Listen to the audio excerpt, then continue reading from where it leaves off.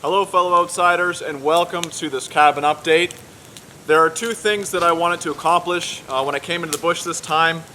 Number one, I wanted to mark a bunch of cedars that we would be needing for the completion of the log cabin. So the first thing we did is we went out and we did that, and that was a lot of fun. It was just a nice, relaxing day. We just walked through a good portion of the bush and we marked the trees as far apart as we could.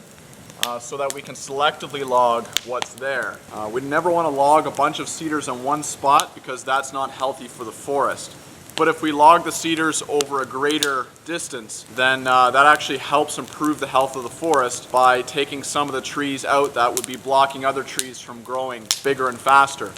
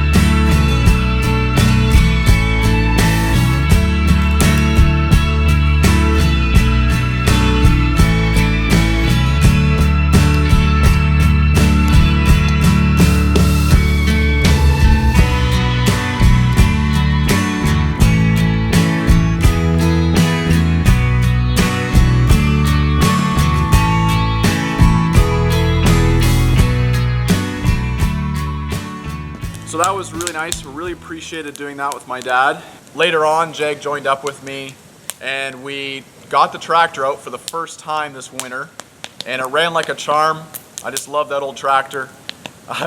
And the reason why we could get it out was because we had a huge thaw lately, and it is shallow enough for the tractor to move quite well, but at the same time the ground is frozen enough that I'm not tearing up the ground by using the tractor this time of year. Whereas in the spring, if I were to try and use the tractor, the ground would just be so soft that I would be tearing it up, and that's not something that I want to be doing either.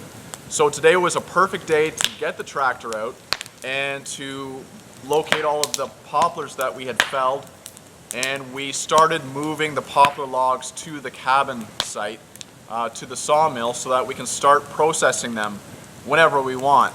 And we can either use the lumber to complete the bunkhouse that we're working on, or otherwise known as the tool shed, or we can start making flooring for the log cabin itself.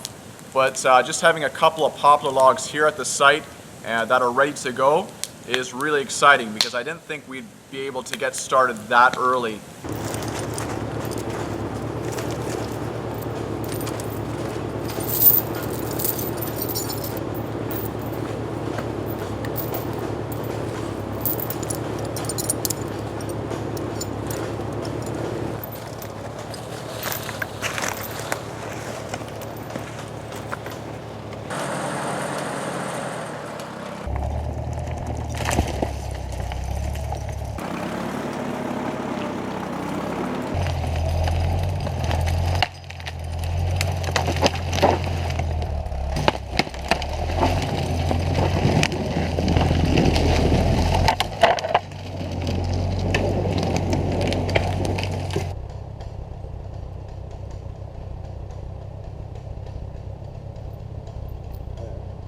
It was really fun moving the log with the tractor.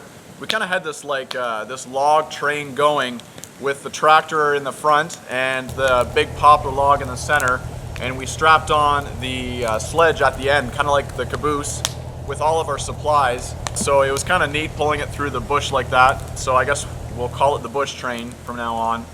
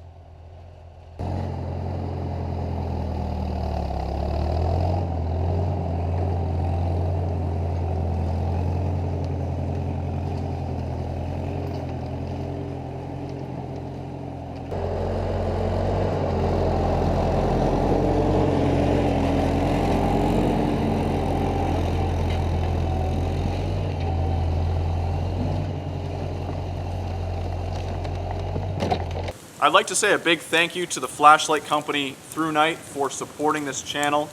They have a product that I really believe in, and they have set me up with a great line of high quality, high powered flashlights.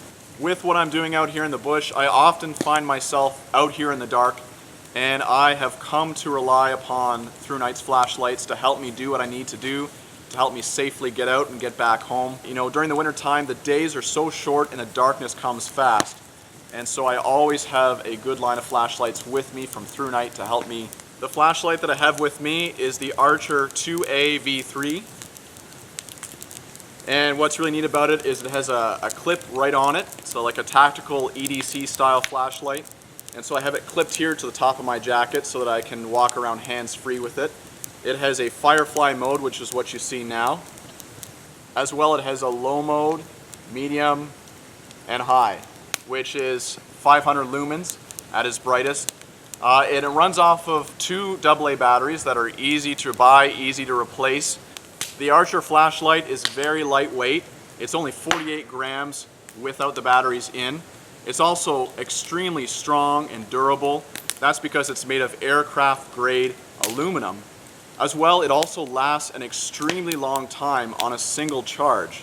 As an example, I'm going to switch it into low mode there, and in low, it can last for 4 days on a single charge.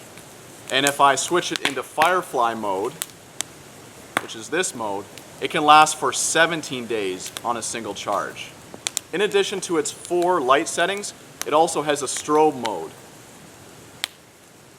which is what you're seeing now, of course.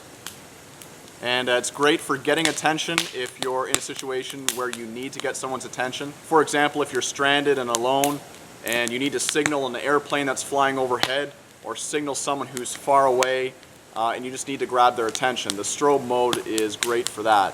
Anyway, I'm going to hand it off to my friend here, and he's going to shine the light on me just to light me up a little bit more, and you can see how bright the flashlight really is.